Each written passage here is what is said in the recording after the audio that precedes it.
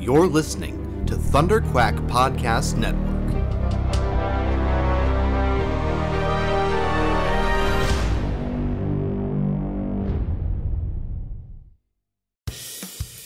This is the Thunderquack Podcast, the official podcast of Thunderquack Podcast Network, where anything can happen. So strap yourselves in and hold on to your butts. It's Thunderquack time! Hello and welcome back to the Thunderquack Podcast, the official podcast of Thunderquack Podcast Network, which you can get early every Tuesday over at patreon.com/Thunderquack, just like our Patreon producers, Brian Murawski and JJ Samuel do, or you can wait and get it late every Friday on podcast services across the galaxy. I am one of your hosts, Michael Cohen. And I'm your other host, Amanda Conkin. We're back. We're on this bi-weekly. Yeah, it's bi-weekly. Semi-weekly would be twice a week. Yeah. We are bi-weekly. We are every other week.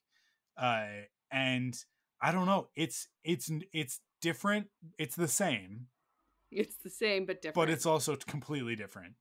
And I feel like the energy and the vibe is very different. I've been up since 4:30 this morning. It's currently 9:30 That's what p.m. you get for having children. Yeah, that is what I get for having children. I am, as the French say, tired. And so I don't know. I don't know what this episode's going to be, people. We just did 45 minutes of bonus for the uncut crowd. So they're getting their money's worth on this episode. I mean, are they? I don't know. It's long. Quantity over quality. I don't know. It's not for me to judge. But but we're gonna do something different on this episode. I feel like some of the most fun that we've had recently. And when I say it was recently, the first time that you've given me podcast homework that I did immediately. Because usually you give me podcast homework and then you ask me right before we're podcasting if I did it, and I'm like, no. But I actually did it this time. But I knew because I think I know you pretty well. Yeah. I knew that this was like up your alley. Yes, it was.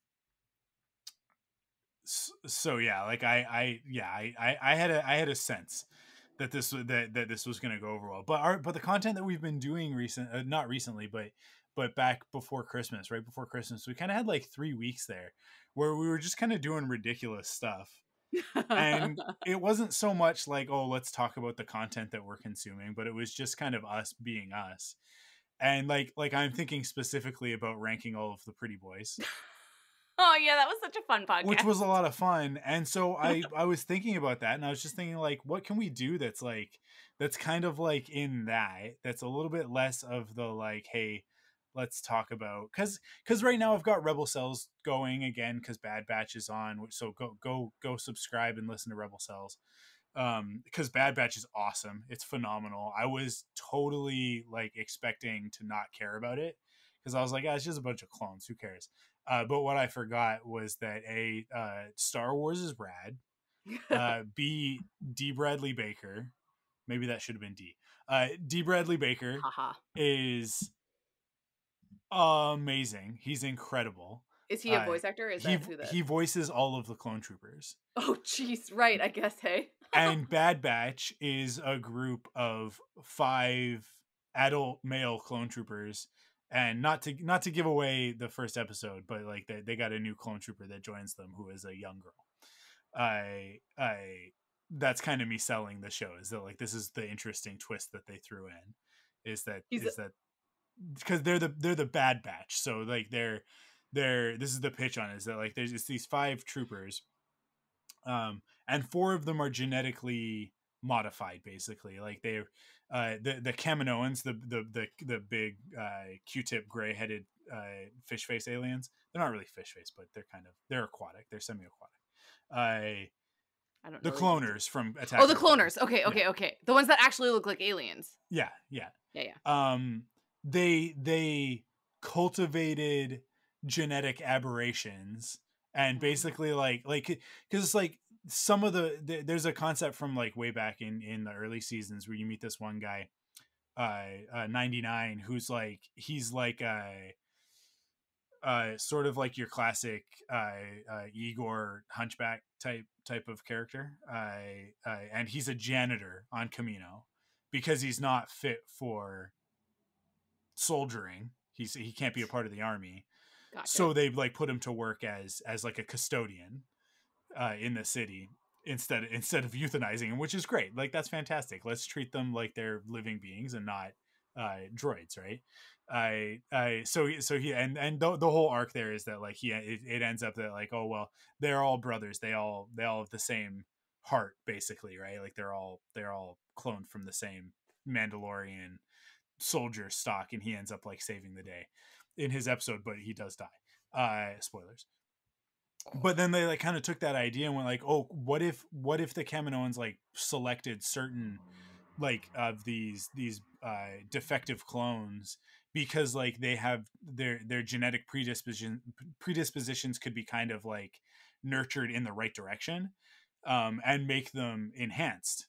So the easiest one to point out is one of them is called Wrecker, and he's like he's gigantic compared to the other clones. Like the clones are like 6 feet tall, but Wrecker is like almost 7 feet tall and like muscle, like pure muscle, and he can like he in the premiere episode, like in the first 5 minutes, he like pushes a hover tank off the side of a cliff, and you're like, that's not something that a person should be able to do, but he has essentially Hulk super strength, right? And so like there's 4 of them, and they all have these different enhancements. So Wrecker is strong, Hunter is the leader, and he's got like enhanced senses, so he can like smell really far away and like or track like people. hunt. Yeah, some might say. Tech is Donatello from the Ninja Turtles. All I need to say. He's the numbers guy. He's like a brilliant tactician. It's a little bit, because his name is Tech, I think there's actually a little bit of like a misnomer there. I'll get to that, but and then there's Crosshair. You'll get to that on the Bad Batch podcast. Yeah, I'm being real quick. And then there's Crosshair, who's a sniper. And then at the end of the Clone Wars, they had another one join them named Echo, who is from another group of clone troopers that are like really important to the overall story of Clone Wars. But Echo had been captured by separatists, and they basically like turned him, the Techno Union, who are all about cybernetics, had basically like used him as an experiment to turn him into, he's got like the Lobot thing, you know, the guy on Cloud City that oh yeah that does all of Lando's, he's his like his assistant guy, his personal assistant. They basically like did that to him, but like unwillingly. Lobot volunteered for it.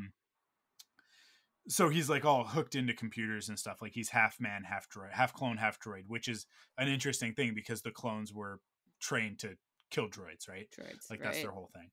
So so he's a misfit as well and doesn't fit in with the rest of the clone troopers. So he goes and joins Bad Batch. So that's the main crew. And in the first episode, in the 70-minute premiere, kind of like a mini movie, they discover that there's this girl Omega in Camino, and she is also an enhanced clone, but she's also I'm choosing to say feminine coded. Like she's definitely female coded, but there is nothing so far to actually indicate, like nobody actually said like, oh, she has different chromosomes from the rest of the interesting clone troopers. Right. So there are some people online who are like this, like they're choosing to see the character as a trans character, and it's like, okay, cool, I want to leave people that interpretation, like if that's like, so I'm being conscious of my terminology when I talk about her, that it's like she's a girl, but that doesn't necessarily have to mean that she's biologically female, right? Like it's just, she's just different from the rest of the clone troopers because she's a girl, and that's all that matters. So if you want to see her as a trans character, I think that that's awesome. Like I think that that's great that there's a character that people can see themselves in that way, even if Lucasfilm isn't like, that's not the canon or whatever. Who cares? It's like yeah. See it the way you want to see it. Mark Hamill said a thing a while ago, like I think it was in advance of The Last Jedi, he was doing like an interview, and somebody came up like a Comic-Con style thing, but it wasn't. It was like at a university, and somebody was in the crowded question, and was like, I've always seen Luke as gay. Is there anything in the way that you played the character that, like, can you like confirm or deny that sort of thing? And Mark Hamill's response was like, if that's how you see the character, then you're right. Right. And he said, like, that was never part of Luke's story. Like romantic relationships were never a part of his story. Yeah. So like Mark Hamill says, like, he always, like, even from like 1977, he like left that stuff open. Like he didn't play it one way or another because it wasn't important to Luke's character. Right. So if except for when he kissed his sister. Yeah, okay. So like if you want to see him that way, like if you see him that way, or asexual or whatever, like however you want to see him, because there's a bunch of different interpretations out there, then you're right. Like you know, like there's nothing about the character that's not open to that. So I'm kind of taking that same approach with Omega right now, where it's like, oh yeah, like if that's how people want to see the character, like I think that's a cool interpretation of the character. And I think it would be a very progressive, very cool thing for them to do. I don't think they will. I don't think Disney's that bold at the moment. But it's fun. It'll be fun while it lasts, until it's kind of confirmed one way or the other. But yeah, like to me, that's kind of one of the selling points, is that it I thought it was just going to be 5 guys going around the galaxy blowing stuff up, and it turns out that it's actually about everybody's calling it the Dad Batch now, because it's like it's man, I don't want to give it away. It's a bunch of guys and a baby, but and a little lady, I guess, not a baby because she's not a baby, but because she's like 10 or 11 or something, but an adolescent she's described as. But yeah, the show is great. um and I think that everybody should go watch it. Everybody who likes Star Wars, like if you're enjoying The Mandalorian, then like why would you deny yourself more good Star Wars? If you like the movies, if you like The Mandalorian. And I'm speaking specifically to Amanda, who keeps denying herself good Star Wars. I know. And she says that she's a Star Wars fan, but then she's like, no, I don't want to watch cartoons. I've never said that. Even though she works in the animation industry. Everybody knows that the most effective way to change someone's behavior is through public shame. Is to public shame them. Yeah. Great. I'm so pleased. Way to do it. I did start watching Clone Wars. It's not like I haven't started watching that at some point in time. So but yeah, so I said all of that. It's in progress. Didn't we talk about this on the on the extended cut? It's not that I'm procrastinating it. It's not that I'm not doing it. It's that I'm in progress of watching the Clone Wars right now. It's just taking me a couple of years, okay? Yeah, good. It's been 12 years, almost 13 years at this point since it premiered, but that's fine. That's cool. The problem is that like the longer you take, the more frustrating it is for me, because it's like, now it's not just Clone Wars. Now it's Clone Wars and Star Wars Rebels, and now you're also not watching Bad Batch, and it's like come on. I don't understand how we're friends anymore, Mike, quite frankly. Hey, look. Basically. I didn't want to say you're putting up with a lot right now. I am. It's you work in animation, and it is like I know. The Star Wars series, even Resistance, which was not, in my opinion, the best of the 3 series. It's probably going to be the one that I enjoy the most, because I feel like sometimes that happens. It might actually, but like even Resistance won all of the awards in animation, and it's like this. It's like before it was just you being a bad Star Wars fan. Now it's me being you're being a bad animation professional, because you're ignoring like the gold standard of animated television, and it's like that's what you work in that industry. You should at least have a working knowledge of it, but that's okay. Do you think I could spin it as a work project and just spend an hour of my job every day just like doing research? I'm researching to make me a better animation professional. Yeah, I think so. There you go. Fair. Yeah. I like it. Sold. anyways, all of that is to say that we're not going to talk about. I don't think we're going to talk about that type of stuff as much anymore. We will still talk about whatever we're watching or whatever when it's worth talking about. But yeah, I And don't we've know. got some very specific things to talk about. Like, we'll talk about very specific things because we're now doing specific elements of the Thunderquack podcast, right? Where we're doing like it's like so we have our MCU show. I've got 2 Star Wars shows. like there are places to talk about that other stuff. So yeah, it's like I feel like Thunderquack will be kind of the place where we talk about stuff that doesn't fall into those categories. If DC ever gets their act together, we'll maybe start a DC show, but they're not putting out enough quality content for us to consistently talk about them. It's not like the MCU, where now like the MCU is not just movies, but it's also these TV series. So it's like when we look at the content calendar, there's like this steady flow of stuff for us to talk about. With DC, it's like there's like one movie coming out this year. It's kind of wonky, but it has some of the same actors from Suicide Squad, but it is not a sequel to Suicide Squad. But it's also not a sequel to Suicide Squad. So like you don't have to have seen Suicide Squad, but if you have, there will probably be some jokes, kind of like Harley Quinn, right? Like the Birds of Prey movie, where it was like they kind of retcon Joker right in the first like 15 minutes of that movie. And they're like, yeah, we're just gonna pretend like that Joker doesn't exist, and then that Joker shows up in Justice League, and you're just like, I'm confused. It's not even like confused. It's just like it's more bewildered of like what are you guys doing? Why do you not? Does Warner Brothers not like these characters? Like, are they? I just think they don't know what to do with them. We've talked about this multiple times before. I think they're actively trying to hurt the fans, but okay. At this point, that's the only assumption you can make, is that, I mean, like there was another article today about like Gal Gadot being like, yeah, Joss Whedon's a piece of garbage, and yet like Warner Brothers still hasn't come out and gone like, yeah, sorry about that guy.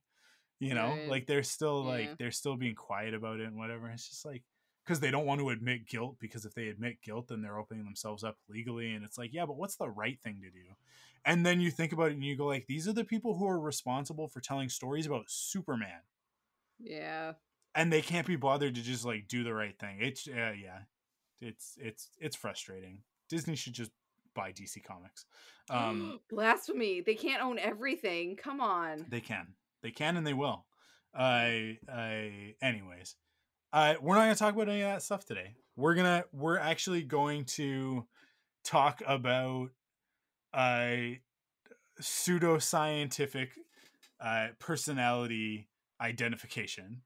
We're gonna talk about, like, it's the website is 16 personalities. That's the one that I always go to, but I can't remember. It's like the Myers-Briggs. It's the Myers-Briggs. And when I told somebody, I was like, hey, yeah, what's your Myers-Briggs? And they're like, you know that's just astrology, right?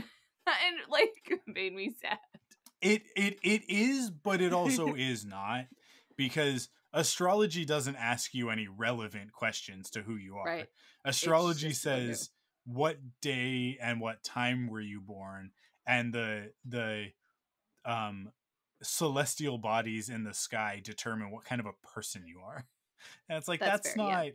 It's always the joke of like what are you? It's like, oh, I'm a Gemini. It's like, oh, that means that you're stubborn and but precocious, and like it's just a bunch of stupid adjectives. Gemini is two-faced, actually. No, I know what it is. I know this because it's my sister. But then it's like it's like, oh, what are you? It's like, oh, I'm a Taurus. Oh, well, then you're bullheaded and serendipitous. And it's like, that's the same thing. like they just like use different adjectives to describe the same 6 things that could describe any human being. Because it's like, that's like fortune telling, where a fortune teller or a psychic will just like say sort of vague general things that could apply to anybody. And it's like, oh, I'm getting a sense that when you were a child, you experienced something.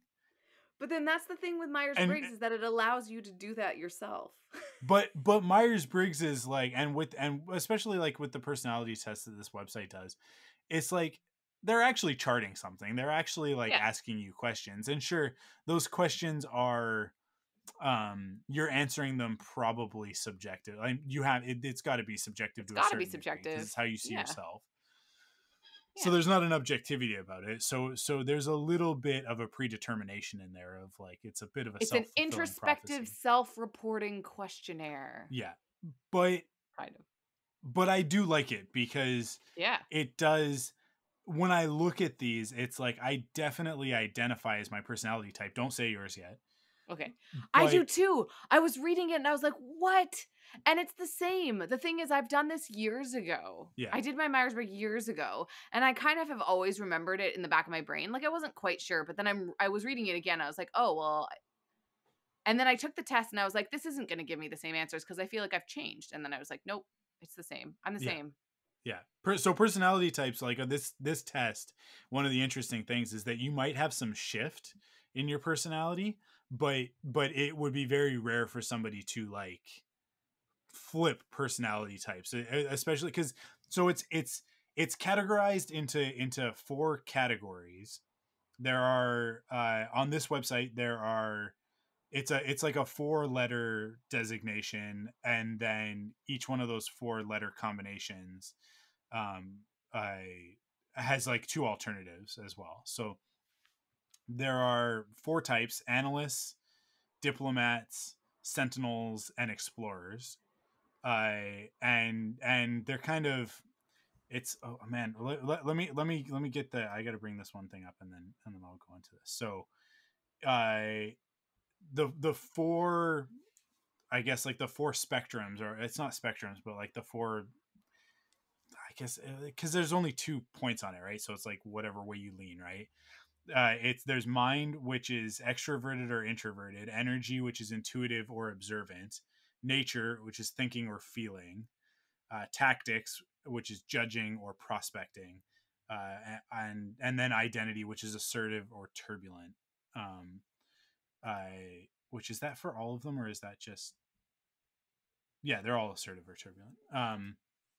So they kind of, that's the 16 personalities adds that last one, which makes it different from the and Myers-Briggs. That's the one where I was like, what? It adds another layer to it. And it got it where I was kind of like, oh my gosh, this is exactly the part that was missing, where I'm kind of like, my personality type, I was like, oh, like, how do I add in all of these quirks that I feel like I've developed over the last years? And it's that last part that totally got it. So like each of those has an initial, right? Like each of those 2 sides of those 4 or 5 things, it has an initial, and so you put those together, and that gives you your personality type. So the 4 analysts are architect, logician, commander, and debater. The 4 diplomats are advocate, mediator, protagonist, and campaigner. Actually, I'm going to read the descriptions that are here as well. So architect is imaginative and strategic thinkers with a plan for everything. Logicians are innovative inventors with an unquenchable thirst for knowledge. Commanders are bold, imaginative, and strong-willed leaders, always finding a way or making one. Debaters are smart and curious thinkers who cannot resist an intellectual challenge. Diplomats have advocates who are quiet and mystical, yet very inspiring and tireless idealists. Mediators who are poetic, kind, and altruistic people, always eager to help a good cause. Protagonists, charismatic and inspiring leaders, able to mesmerize their listeners. Campaigners who are enthusiastic, creative, and sociable free spirits who can always find a reason to smile. And then under sentinels, you've got logistician. Don't mix that up with logician. Logistician, practical and fact-minded individuals whose reliability cannot be doubted. Defender, very dedicated and warm protectors, always ready to defend their loved ones. Executives, excellent administrators, unsurpassed at managing things or people. Consul, extraordinarily caring, social, and popular people, always eager to help. Explorers have these 4: is virtuoso, bold and practical experimenters, masters of all kinds of tools. Adventurers, flexible and charming artists, always ready to explore and experience something new. Entrepreneur, smart, energetic, and very perceptive people who truly enjoy living on the edge, and entertainers, spontaneous, energetic, and enthusiastic people. Life is never boring around them. So here's what I want to do. We've read all of those out. We've both taken the test. We haven't told each other what our personality types are. Although I think I may have talked about it previously on the podcast, but thankfully Amanda doesn't remember what she had for I breakfast. don't remember. Yeah. We're good. She and also there's a good chance she wasn't even listening when I was talking. Hey. That's one of the other things. So what I want to do is guess each other's personality type Interesting. right off the bat here. So yeah, what's the best way to do this? Do you want to go first? You want me to go first, don't you? I do. Of course I do. You want me to look so that you can like study this and try and figure it out while I'm talking? A little bit, yeah. Yeah. Because one of the things too that I'm doing is I'm using mine to be like, how much would Mike have answered things similarly to me? In what ways would they overlap? Sure. And so I'm kind of like, what? And yeah, I just have, I don't know, man. I have no clue. I'd love your. So I'll tell you. This is so I'm kind of looking at this and trying to logic this. Okay. And my first instinct is under Sentinel to go executive, because that definitely describes what you do for a living. Yet it's true. That is what describes what I do for a living. But there's a component to this, and I guess this is probably where the assertive or turbulent can come in and kind of twist it either way. But there's a component to it that like that as I know you are you're a conundrum of a human being. You're very perplexing. It can be very frustrating, and you and Crystal are very similar in this way, which is one of the things that makes me think like, oh, maybe not, because I'm fairly certain that Crystal is a protagonist. I think that's what she got. When I made her do this years ago, the first time that I did it, I'm pretty sure that's what she got. And there are percentages that make up a lot of the population, and I think that protagonist is the highest percentage. Like the majority of people are protagonists. I think that's why they actually like they label it that. That's fair. So I wonder like what of that similarity with Crystal like sort of pulls you over there, but at the same time, like you guys are very different. You have very different.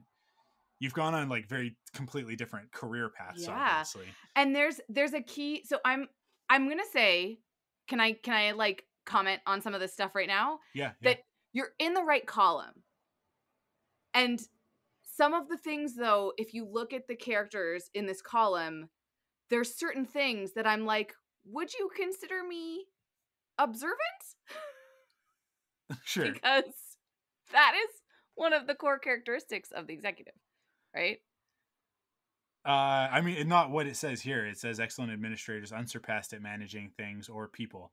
And so here, this is where I get tripped up with that, is that like, you are an excellent administrator. That is definitely a descriptor. Yes, it's true. As a producer, you have to be. Yes. Unsurpassed at managing things. Okay. Yeah, I can definitely see that. And then it goes, or people. And I go, that's where Amanda falls apart. Hey, I'm very good at managing people in my work. You are very good at managing people, but you all like a lot of the conversations that we have are like, I don't know how to deal with this interpersonal situation. And it's like, yeah, that's a little bit of a, it's a little bit of a, that's fair. Yeah. So I don't know. And then like, there's definitely, and I think this is funny because we've known each other for so long. So there are different aspects of your personality that I think can fit into a lot of these things. Cause I think that like that debater, smart and curious thinkers who cannot resist an intellectual challenge. Like, I think that describes you really well as well. Right. Like if someone were to describe you in that way, I would be like, yeah, that describes Amanda. Like, I think she's more than that, but that definitely fits the bill. Yeah. But then like, but I don't I don't feel like I put you among analysts, right? That's where it's like when I look at the other personalities that are up there with analysts, with commander, logician, and architect, it's like, no, like these are very, like there's a lot of rigidity up here, and I don't feel like you are inflexible. I feel like you have a little bit of like that explorer aspect as well, like with adventurer, virtuoso, entertainer, even entrepreneur, because you do all of like these film projects and stuff. So it's like there's stuff in there that I'm like, that stuff could apply too. There's definitely stuff in there that could apply. Interesting. So I don't know, but I do keep kind of like coming back to, I don't think that you're under diplomat. Yes. That just doesn't like, that doesn't sound right. Like that just rubs me the wrong way. It's like, is Amanda a diplomat? No. Not really. No. Yeah. So I don't know. I keep coming back to Sentinels. Cool. Cool. Maybe Consul. Extraordinarily caring, social, and popular people. Ooh. Always eager to help. I mean, like that also. That's very kind. I think the Consul was one that when I looked at it, I was like, oh man, no, I wouldn't. Because the thing is too, is what I'm realizing in these descriptions that you're coming up with is it's like, there's so much of your own self-judgment that goes into answering these questions. Yeah. Because I never answered any of the questions with like caring a lot about other people. And so when I look at the Sentinels, they all required me to answer the questions a little kinder. Mm. And just overall, there was stuff that it would put it in a situation where it's like, I guess I do care about people, and I do things where it's like, I mean, I talk about politics and I care about all these things, but I was looking at Consul and I was like, oh, extraordinarily caring. I don't know. I don't think that I would ever use the words caring to just be one of my like things that describe me words. Yeah. Right. Yeah. So, it's interesting. This, because you're not a nurturer, right? Like that's not how I would not describe like a word that I use. The way that you help people, like because you are an incredibly helpful person. I've never really experienced it, but I know that you do help other people. I feel like this is one of the things that throws me off. I feel like I am your one friend, maybe not one friend, but I am one of your friends that you are able to take the facade down a little bit, right? Like you don't feel the pressure of like, oh, I have to be a certain type of person. I have to say like I have to act a certain way in order to, like whatever, like all of the sort of societal pressure stuff that we all deal with. It's like we've been friends for so long, and I think we know each other so well that it's like we are both comfortable being a little bit ugly in front of each other. And definitely like admitting our faults and that sort of thing. So it's like I think that I get to see, and I also get to, I'm going to use my quote fingers here, benefit from that facade dropping a little bit, where it's like you are such a people pleaser, but also like I never get to benefit from that people pleasing. I'm always the person that you're like, hey, I really got to do this thing. Can we start podcasting about an hour late tonight? And it's like, yeah, I guess so. I don't know. I'd like to go to sleep at some point, but there was a comic that came up recently where it's like somebody's like, I just want to be alone right now, and the other person's like, oh, okay, I'll leave, and they're like, no, you don't count, and they're like, wait, in a good way, because it's like there's people like that. Absolutely, yeah. So like, I think that like for each other, we definitely like fit that bill. Yeah. Of like, so I think we're a little bit different with each other than we are out in the world. Like I think that if I saw you in your element at work, that there would be a component where I'd be like, oh wow, that's a different Amanda than I'm used to. And I think vice versa. Like I think if you saw me for sure at work, you'd be like, oh, okay. But it's not that it wouldn't make sense. It would just be like, that's not the person that I deal with on a regular basis. Right. So I think it makes it hard to pin this, right? Right. So I don't know. I mean, like you said that I was in the right column. Do you mean like in terms of like analyst, diplomat, sentinel? No. Explorer? Oh, you mean like I mean column. Like actual column. So like like under commander, protagonist, executive, entrepreneur. Yeah. So the thing that unites those four is that they're all extroverted, Yes. which makes sense. Mm-hmm. Okay. Here's how I'm going to do this. I'm going to narrow this down. Break it down by The process of elimination. Mm-hmm. Are you okay? I need a notepad. I need my notepad. It's a good thing I was doing some UX today. I've got my grid paper handy with my pens. Okay. So you are definitely extroverted. Yes. But I'm going to guess and we'll get into the percentages and stuff. I'm going to guess that you are closer to 50%. Like you're closer to the middle on extroverted than farther away from it. That's what I'm gonna guess because both of us, we're very similar in this respect. We're like we both are extroverts, I think, but also like to be alone. Definitely value our alone time. Okay, are you intuitive or observant? I think that you're intuitive. Are you thinking or feeling? Ooh, this is a tough one. I think you might be feeling. Are you judging or prospecting? What does prospecting mean? I don't really get that. I guess that's more like, I guess if it's the opposite of judging, then it's you sort of like, instead of like judging it from afar, you would take the time to see what people. And this is where I get thrown off because I feel like you and I are very comfortable being judgmental in front of each other, like talking about stuff. But I also know that like in other situations that you're probably not as judgmental as you are when you and I are talking, right? Because we often vent to each other because we're close. So it's like we use each other as stress relievers. I am gonna say that maybe you're prospecting on that one, and then assertive or turbulent. I got to go with turbulent. I think that you're a turbulent personality. I very much am a turbulent personality. That is the thing that threw it for me, where I'm kind of like a lot of the emotions that I felt might have otherwise come into changing what my Myers-Brigg was from what I originally thought went into that last one, the T. In ways that didn't really change the other things. So okay, so what I have, which is ENFP is campaigner. So I'm not right. You're not right. So are you a protagonist? So I'm not. I'm judging instead of prospecting, but I'm very much on the cusp of that. Like I only had 57% for judging. Okay. That was one of my lower scores. Okay, so this is interesting. Are you a commander? Yeah. Okay. That's interesting. Okay. Now flip it. What am I? Now go to you? Yeah. I mean,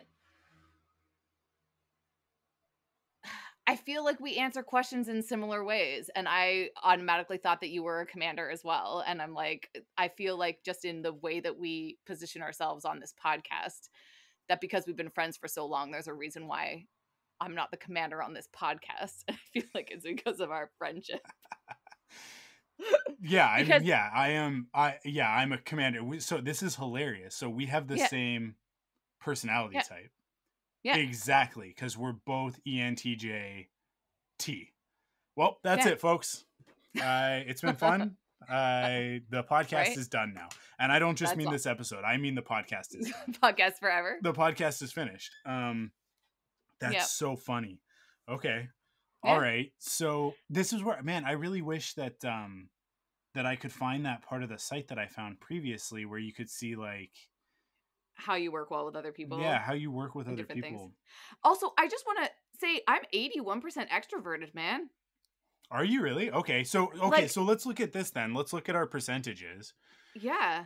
So you're 81% extroverted as opposed to introverted. Yeah. I am 68% extroverted as opposed to introverted. Hey, I just want to go back, by the way. Yeah. I want to say that the reason why you didn't guess commander is because that was you. It was also a hint where when you started not guessing commander, I was like, oh, Mike's a commander. Yeah. It was like, it sort of was a thing where why I wanted you to go first, because I was going to guess commander. If I went first, that would have been the first thing I guessed. And I know your personality in that because you are a commander, you wouldn't have guessed that I was a commander. And I just think that that's really funny. Like, it's just like a thing that, like, if we had gone, I would have guessed commander right off the bat. That's so funny. It's so funny because it's also like, it's like, well, okay, so now like we only get to talk about one personality type.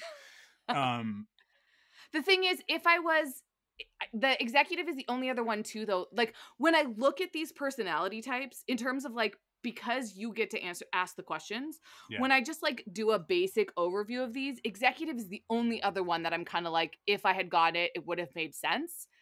But I'm not observant. I'm intuitive. Yeah. And I know that about myself. And I'm not a ton more intuitive, but I just know that observational skills is not something that I'm super good at. Like, I have to have a certain amount to be good at my job because I'm a good executive.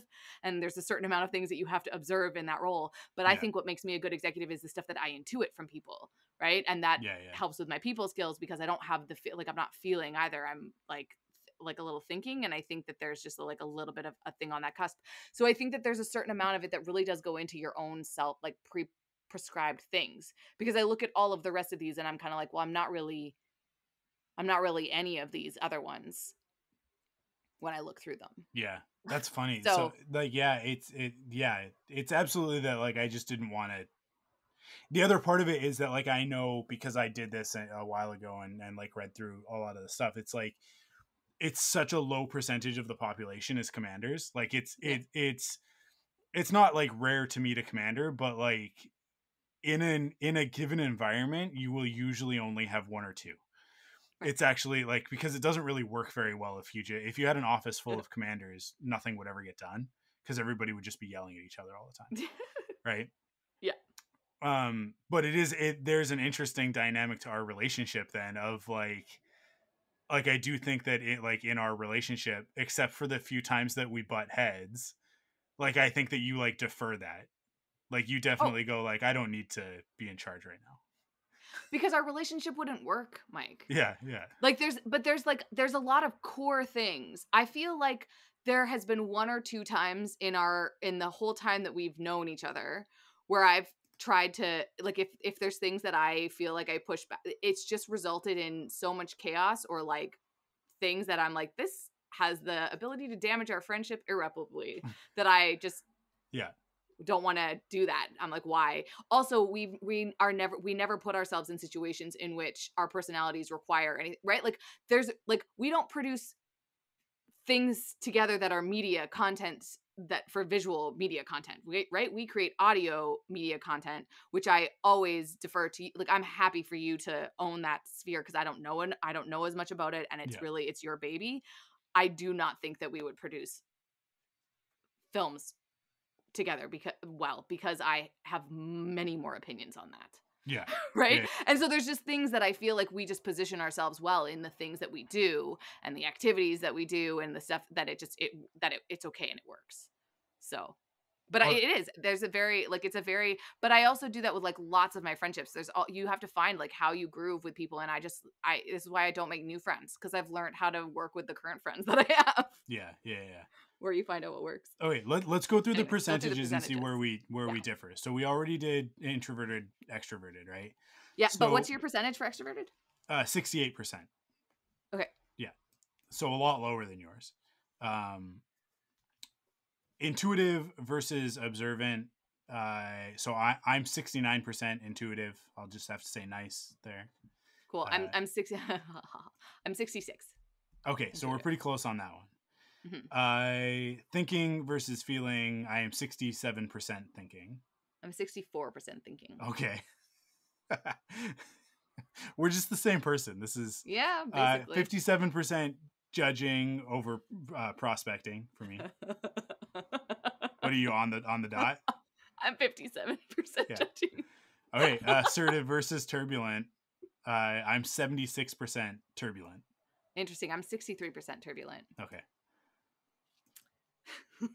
This is so interesting because I do think like the other thing that changes the dynamic is uh, and I will qualify this, us both being cisgendered, is our gender dynamic, like because I do think that they, although neither one of us is like prototypical, I would say that we are both like I am very noticeably and behaviorally male in a lot of Yeah. ways. Yeah. And I think that the same goes for you when it comes to being female, right? Like Correct. Yes. to I being would a woman, agree. like neither one of us is like skews non-binary or sort of outside of like and like queer in any sort of way. Even though, and this is the interesting thing, even though we have surrounded ourselves with queer people. Yeah. Yeah. And to me, like that's such an interesting thing that we have in common, that you and I are like, we're very like hetero cisgendered people. Yeah. But like most of my close Most friends of our friends are queer. are queer in some way, right? Yep. So that's so funny. We're very similar people, Mike. Yeah. Like, no, it definitely, but I just wouldn't have pegged us as being this similar. Like right down to it, like because there's stuff about it, especially like the fact that like that commanders don't work well together. Like it's generally not, it's not yeah, it's not super great. it's not, it's agree. but the other part of it is that like I do know that like um I think one of the things with commanders is that there's like a game recognized game sort of component to it, that like Right. the thing that pisses a commander off more than anything is people who are not good at what they're doing, right? Yeah. Because as a commander, it's like you are only as good as your team. Yeah. And if somebody on your team isn't firing on all cylinders, get them off your team. Right? Like that's the way that a commander personality looks at things, which is can be a little bit like, so it's definitely, it's unfeeling, it's more thinking, right? But it does mean that like if two commanders are in the same room and they're both good at their jobs, or they're in a zone where they're both capable, then you probably aren't going to get conflict unless you get into a place where like they have very differing opinions. Yeah, because Right? you have to recognize what it is that's working for the overall situation, right? Yeah. And I mean, you deal with that where it's like whatever it is that you're making, right? If you realize what's going to work well in the end, right? You have to defer because in I'd some say way. like I have so much more conflict with um like the, I would say probably like with other analyst types for sure. Yeah. Like a debater, I was going to say I have debaters, so much definitely. conflict with debaters because debaters don't arrive at an answer, right? Like they just and they also are unable to admit when they're wrong. And like I know this because one of my friends is a debater, and I hate it when we get into that cycle of like we'll be at the bar, and especially if everybody's a few drinks in, except for me because I don't drink, but it doesn't matter because I match the tone. I because I'm a social chameleon in that way.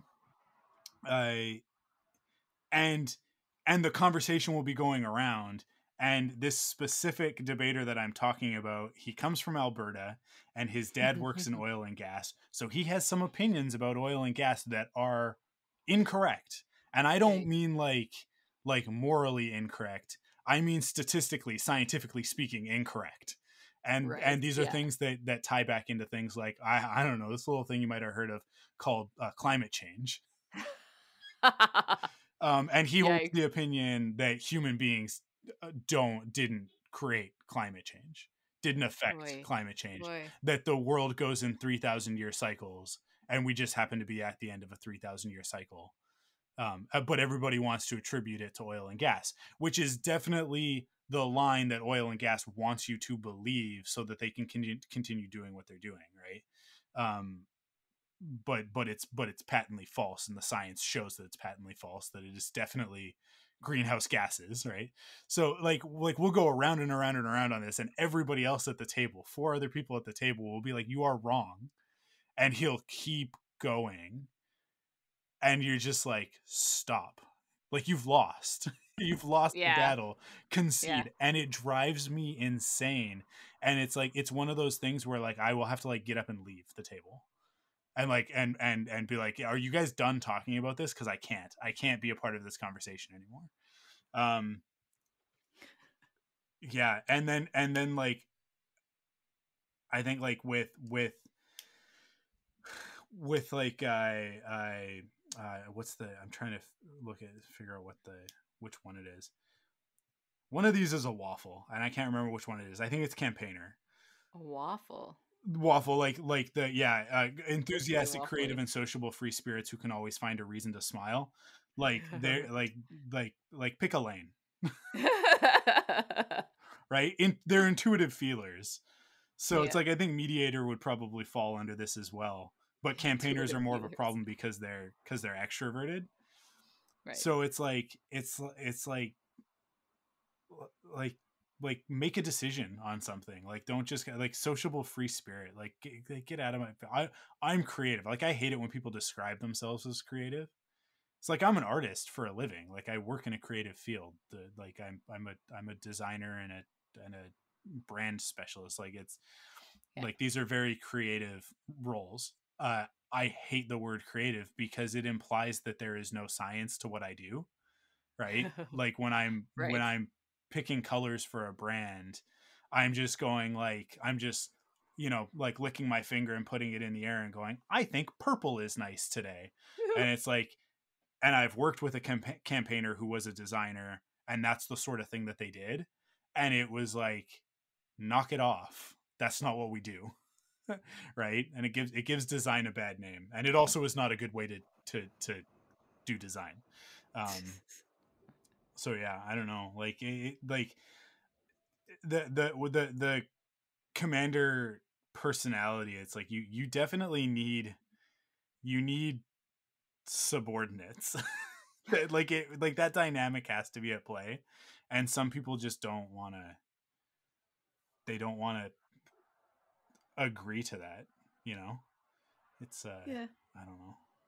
But how is the world supposed to work if somebody's not in charge sometimes? Like, I don't understand. I don't like and it takes a mix of everybody in order for the world to function. But I don't know. I can't help but feel if there were more commanders in positions of authority that the world would go a little bit smoother. But that's also the sort of thing that a fascist would say. So well, and I noticed that. So it's something that I struggle with a lot at work, because myself and one other of the producers, and we both got promoted around the same time. So we're not the newest producers, but we're newer than a lot of our colleagues. Yeah. But we're both the most vocal people in any situation, in any group meeting, in any new rollout, in anything. We're the two that will speak up and will say something. And every time we do, we kind of talk to each other. We have these side conversations where we're like, how are the other producers functioning and not doing this? And so it just sort of is like, there's different ways of working across the board, and maybe that's not the thing that's going to help in every situation, because it obviously works for all of the other shows that the two of us are not on, because there's a lot of producers, but they're not all the same personality types. Like, it's very clear that other producers have completely opposite personalities to me and my colleague. But we also think that that's the only way to do it, right? Because we really talk to each other so often about how stuff gets done, that I don't have any insight into how to do it otherwise, right? Yeah. But it's like, as long as but there's this lovely like what it says, the underlying thought running through the commander mind might be something like, I don't care if you call me an insensitive. You can say it. You can say is it bastard is what they're trying to plug out there, as long as I remain an efficient bastard. Yeah. And for me, that's like how I live at work. I mean, obviously I get a lot of anxiety if people think that I'm a terrible person. So there's that. But I would way rather be considered efficient than nice. Yeah. Right? I'd rather my show be successful, and I'd rather the people know that I get stuff done than them be like, "Oh, she's such a lovely person." And for me, like, just genuinely looking at other producers, there's a lot of other producers where if people wanted to work with really nice people, they would choose a different producer. Yeah. But nobody's going to come onto my show and say that I don't know what I'm doing. And to me, that's what I care about more than anything else. And that's why when I look at this commander personality type, I know that there's an undercurrent to it that is very much something that is me. So yeah. Yeah, totally. Yeah, it is. I think as a commander, it is like a personality trait to be perplexed at anybody who does anything a different way than the way that you would do it. Yeah. Right. And the way, like, terrible. it's just like I don't understand how you arrived at that conclusion. You're wrong. Right. Which obviously gets us into trouble more often than not, because people don't like being told that they're wrong. I like, obviously that's not rocket Yeah. science, but at the same time, like, and I like, this is something that, like, I've talked to therapists about. It's like, but I am right. Like not always. Like, and I like to think that I'm quick to admit when I'm in a situation, when I'm in over my head, or I'm out of my depth or whatever, and you know, like, I'll defer to other people in the room and go like, hey, you know more about this than I do. I'm also lazy by nature, so like I don't feel the need to run everything. But let me tell you, if we're in a room and somebody starts talking about Star Wars and they go, I know the most about Star Wars, I'm going to be like, shut up. No, you don't. You don't. And it's why, like, I think when somebody is like, oh, I'm a big Star Wars fan, and then and you go, oh yeah, really? And you start talking about it with them, and it's like, oh, you've only seen the movies. Like, you're not a big Star Wars fan, right? It's, and which is gatekeeping and stuff like that. And I know I was that gonna say that's problematic. in general, it's problematic, but at the same time, like, for me personally, in my interaction with that person, like we talk about this. It's like, I don't want to stop you from enjoying Star Wars. That would be a very immature way to respond to that Yeah. emotional feeling that I have. What I want is, I want you to stop talking to me about it, because we are not enjoying this in the same way. You think that it is a thing that it is not. Like, you think that Star Wars is 3 movies, and you're wrong. It's not 3 movies. It's bigger than that, right? And that's it's a subjective thing, so it's my experience, so it's true in terms of it being a personal truth, right? So it's like, so I'm not wrong, but at the same time, like, their experience of it is a different experience than mine. But it doesn't matter, because, like, I'm not going to I'm not gonna dilute myself in order to, like, and I hate it. Like, I'll be in social situations and it'll come up that I'm a Star Wars fan. It's hard not to, because half of the time I'm wearing a shirt with something Star Wars on it, and and somebody will start going into it, and it'll be like, oh my god, like, you're not. This can go one of two ways. You can sit back and you can listen to me talk about it, which I get tired of myself, because it's like, because I don't want to, like, I do and I don't, like I think I've made it really clear on my Star Wars podcast, especially in the last couple of years. Like, I want to hear what other people think, because I've been regurgitating the same thoughts about Star Wars for, since I was like 15 years old. Like if I just keep going around in my own personal echo chamber, just listening to my own voice, I'm never going to see it in a different way. I'm never going to appreciate different things. And it's like that's what happened last year with the Raylo thing, is that, like, I talked to some people and they made me see it in a completely different way. And now I have a totally different appreciation for the sequel trilogy that I didn't have previously. And that's actually informed the way that I feel about the prequels. It's informed the way that I feel about Star Wars Rebels, and like, and some of the books and the comics and stuff like that. And I've enjoyed things about Star Wars that I wouldn't have before. It's also made me really angry about certain things that I probably wouldn't have cared about as much. But like, it has broadened my experience, and I like that.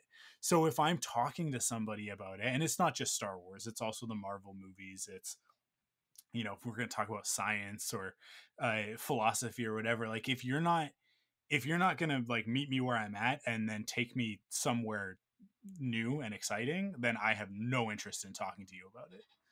right? Which is, I think, the reason why I hate small talk. Yeah. Because it's like, Yeah. it's like, man, this weather sure is nice today. Yes, we're all aware. We all have the, I think it's actually something like 60 some odd senses, scientifically speaking. But we all have the five senses, the five agreed upon senses, and we can all tell that it's a nice day. Like this actually doesn't require further examination.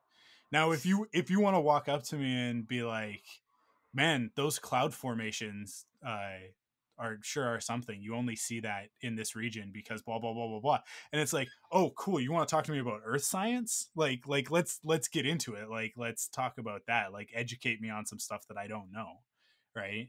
But those people, I feel like that those type of people are hard to find, especially the type of people who want to talk about stuff at length, and B, are able to do it in a way that is actually interesting.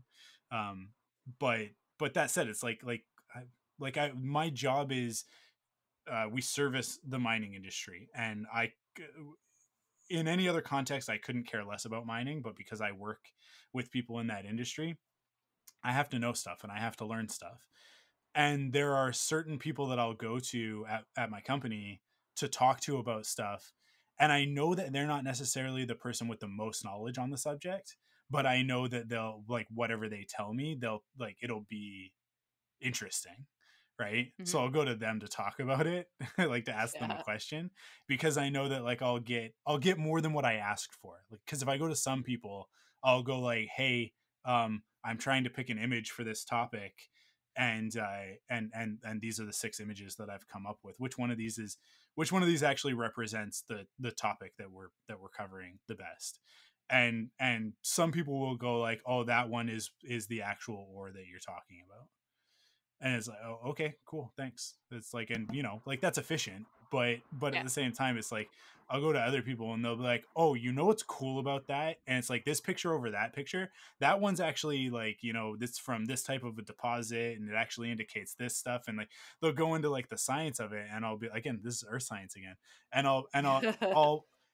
I like to feed off other people nerding out about stuff. I don't care what it is, right? Like, that enthusiasm to me is infectious.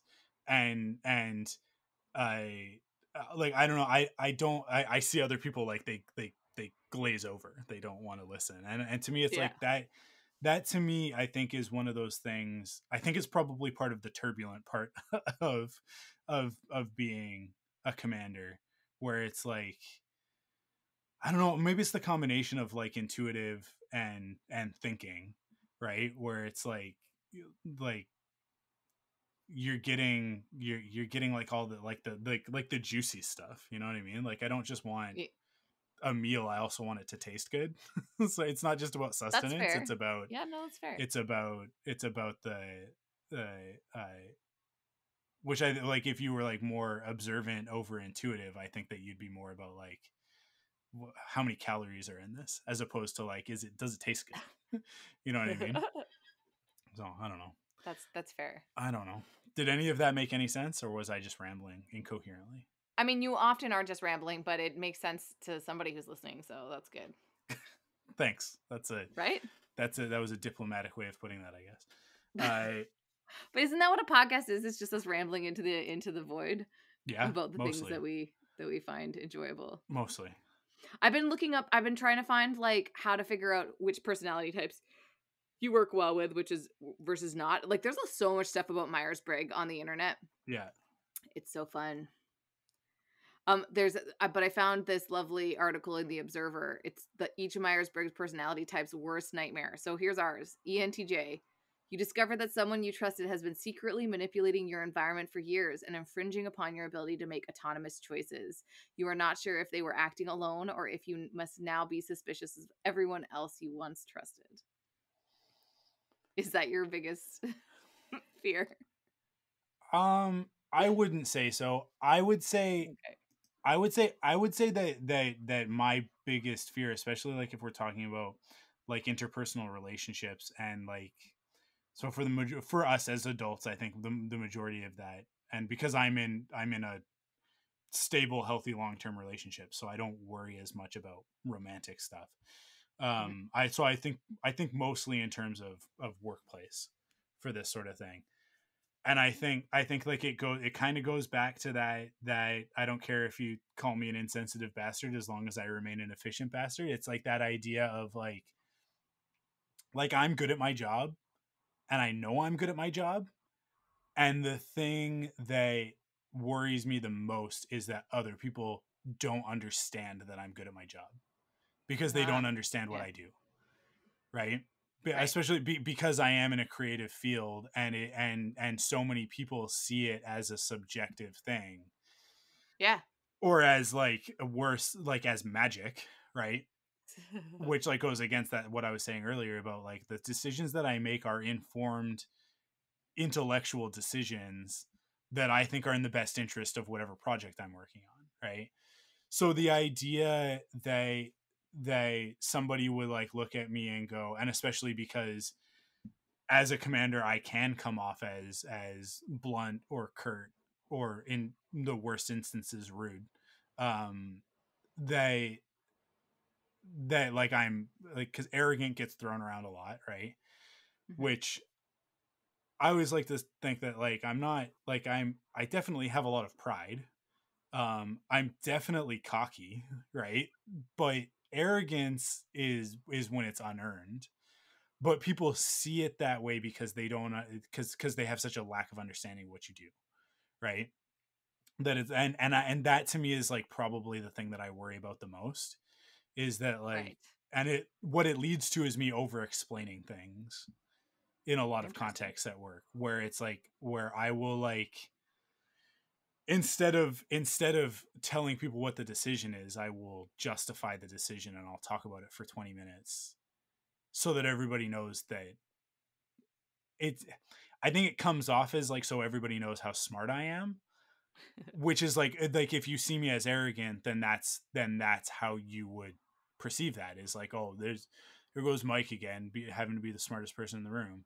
But that's not what it is. It's insecurity more than anything. It's like please don't, it's imposter syndrome stuff, right, that everybody Right, deals of course. with, Yeah. where it's very much like, please don't think that I don't deserve to be here, right?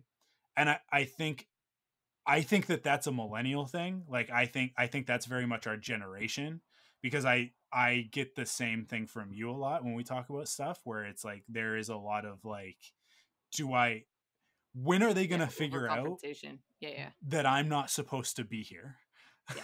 Right? Like Yeah. when are people going to realize that I made these backstage passes at home and snuck back here? Right? And I have I'm to constantly fooling everybody. Yeah, I have to constantly remind myself that's how everybody got here. No one knows what they're doing.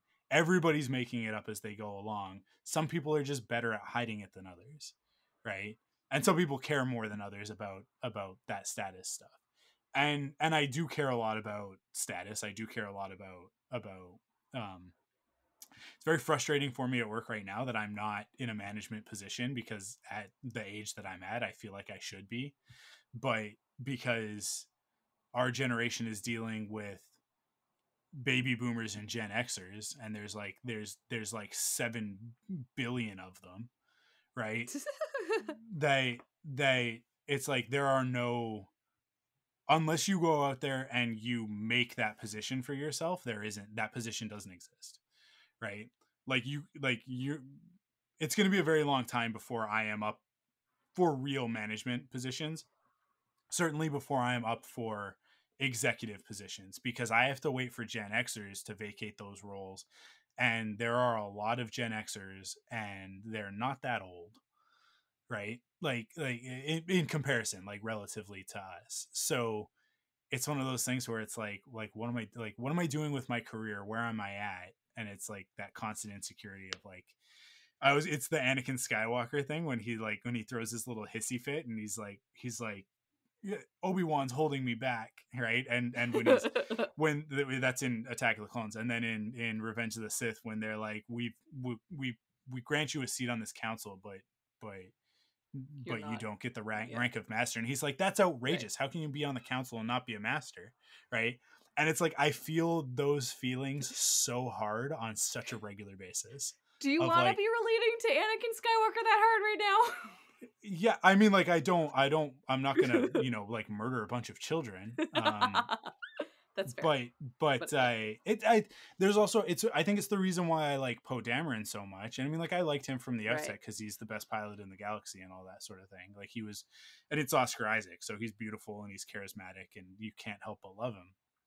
But then in The Last Jedi, I've talked about this and people go like, why would you admit that? And it's like, because it's a real, like, this is a real feeling that, like, and because I'm past it, I can say, like, Poe's story of like that moment when they're like, Leia's in a coma, all of the leadership is dead because they all got vaxxed, is the Star Wars term.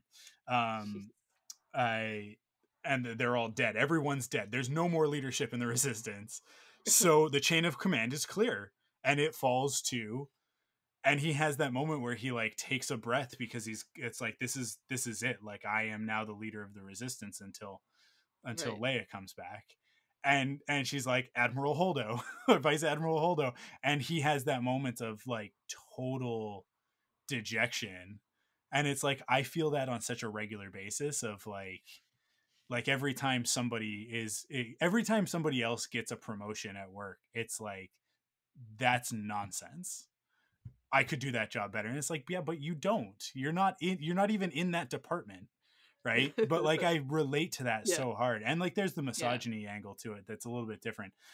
I mean, like, I definitely as a younger man had an issue with women in authority because, we grew up in a patriarchy and that's how men are raised, and it's unfortunate. But I like to think that I've gotten over that mostly. It's still there. I mean, if find me a guy who doesn't have mommy issues and I don't know, buy you dinner, I guess. I don't know where I was going with that. But it'll be something. I mean, don't worry, that'll never happen. So that's, I guess. Yeah, I don't have to worry about it because you're not going to find that person.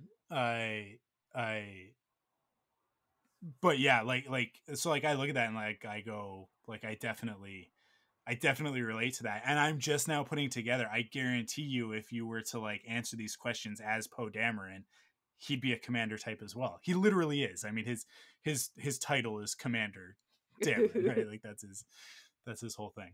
Until he gets demoted to captain. And it's like, so like there it is in that character's story. This is why I like Poe so much. It's why I'm so furious about what they did to him in Rise of Skywalker, because the worst thing you could do to Poe Dameron is demote him.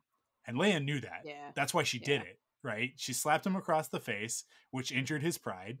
And then she demoted him, which made him think lesser of himself, because the pride thing is what other people think of me. Like, if I get slapped and everybody sees it, everybody just saw that. But if I get demoted, now the person who is supposed to believe in me says that they don't believe in me, and that's worse than the slap. The slap I can take, right? I can shrug that off. But like the demotion is where Poe really gets hit hard. And that's why when Holdo like then rubs it in later, he's like, I hate you now. And he's wrong too, but she's also kind of a little bit, she's also a commander. So like, there's definitely a dynamic there. Right. And there's like, this is what Rian Johnson was driving at. And it's why it makes a lot of men uncomfortable. And it's why there's a lot of man babies out there who aren't able to reconcile these feelings, who hate The Last Jedi, because it took the male characters and it put their insecurities out front, right? Like Kylo Ren's whole thing is like, I don't want to be alone, but I can't tell anybody that I don't want to be alone, but I feel so alone. Right. All I want to do is just kiss this pretty girl. But I can't, because if I do, it'll admit a weakness that like I need a person in my life in order to feel fulfilled, right? Like that's his whole thing. And so like that hits guys. And then with Poe Dameron, it's like I like, this woman got promoted over me and I can't emotionally deal with it. And that hits hard for a lot of guys, even if they don't realize it. And then with Luke Skywalker, it's like I am not in control of my emotions.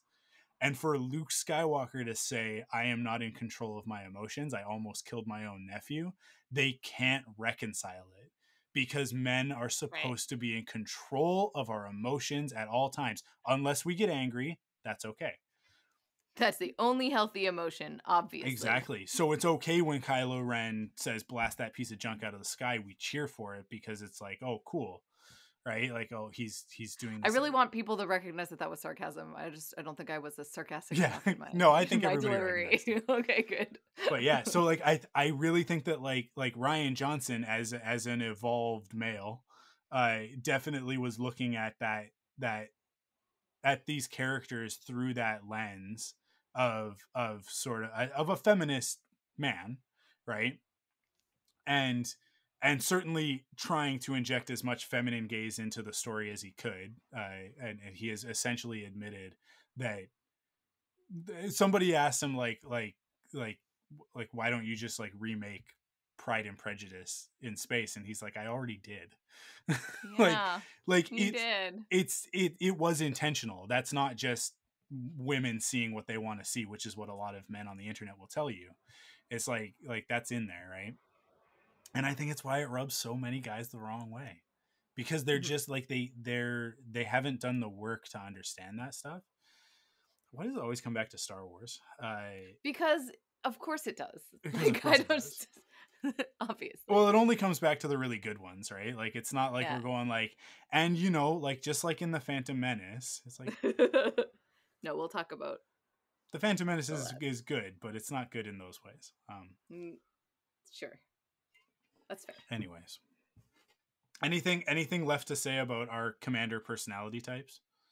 I don't think so. I think it's interesting. I want to know what the most populous personality type is, and I've like gone through and I'm looking at a few, like not all of them, like the protagonist is only 2% and commander's only 3%. Like there's not I haven't found any that are like, this is what a lot of people are, but I'll just keep looking. I don't know if people haven't done this. If you haven't done your Myers-Brigg, it's fun. It's just a fun, this 16personalities.com, which has not in any way sponsored this podcast. You just sent it to me. But it's actually was a really cool way for me to do this. Like it was something that I was like, oh, what's this thing that Mike sent me? And then I was like, oh, it's Myers-Briggs. But it's like got a little bent to it. Like I really like the extra, like the turbulent versus aggressive. Yeah. They have very solid. They have very solid branding as well. Like it's there's lots of stuff. Like I'm kind of like, why would I ever pay for this? And I'm like, oh, because they want to use your personalities as ways to like assess your life and your relationships and your work and all these things. So there's things that you could really like. You could do a really big deep dive here once you figure out what your personality is. Where your personality type is, like how to best utilize that and to succeed in life. So there's a world map here, so we can look at like world traits, introverted versus extroverted. So we can look at that and go like, okay, so Canada is slightly more introverted than extroverted, 2.47%. Wow.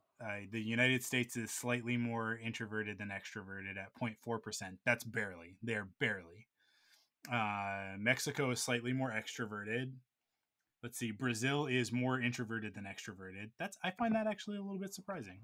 Yeah, is that a negative stereotype for me to have? I mean, like a lot of my Brazilian friends are very extroverted. So when I think of Brazil, I think of like I think of people like I think of like soccer, and I think of like partying in the streets, and like I don't know. Is Carnival? That's a Brazil thing, right? Carnival? I think so. I don't know. I know there's a Carnival that's a French Canadian thing, but I think it might be. I'm gonna Google it right now. But I think like the thing with the feathered dresses is sort of the thing that let's see.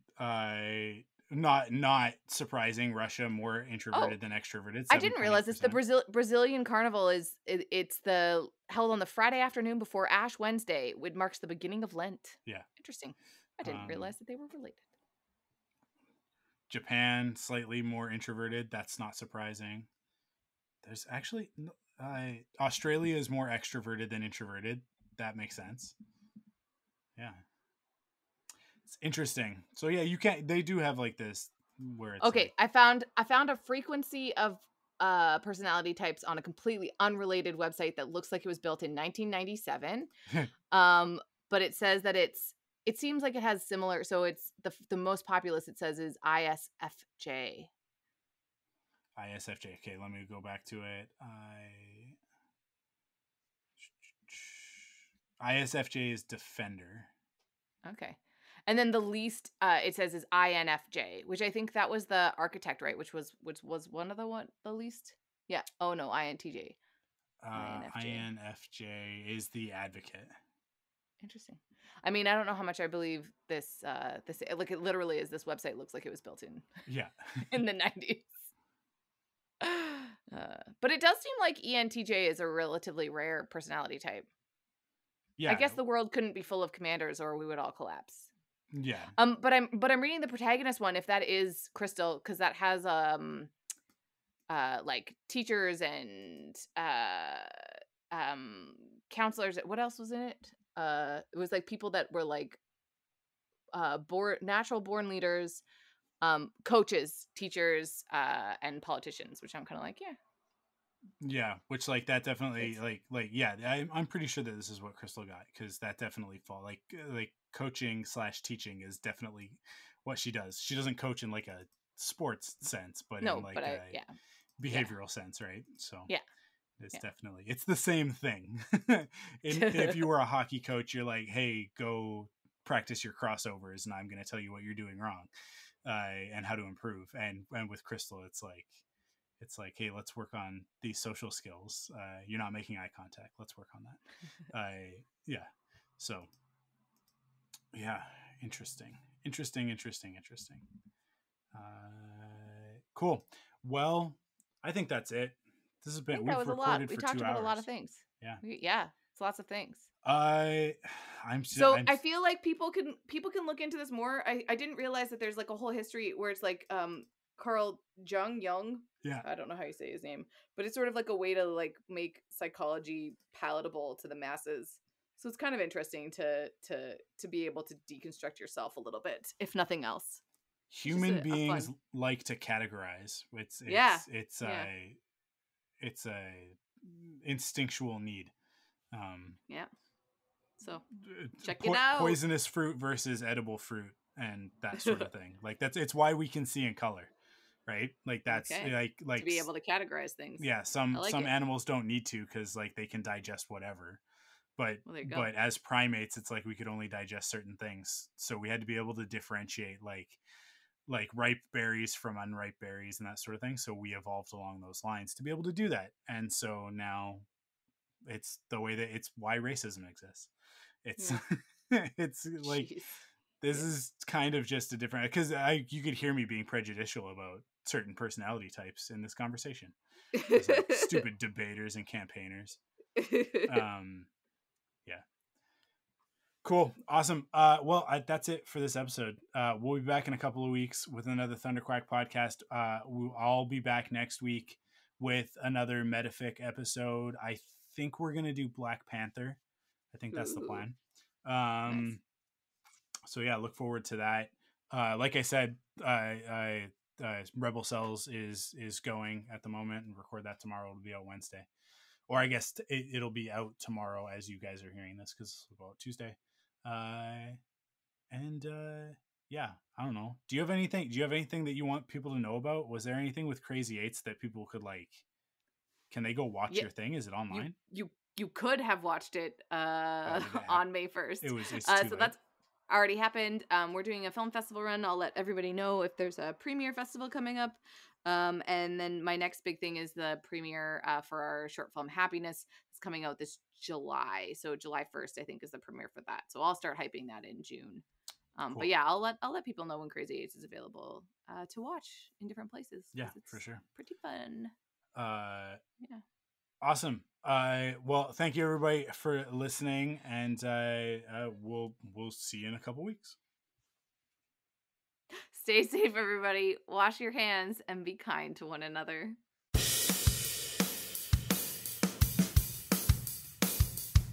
Follow the Thunderquack Podcast on Twitter, Instagram, and Facebook by searching the Thunderquack Podcast.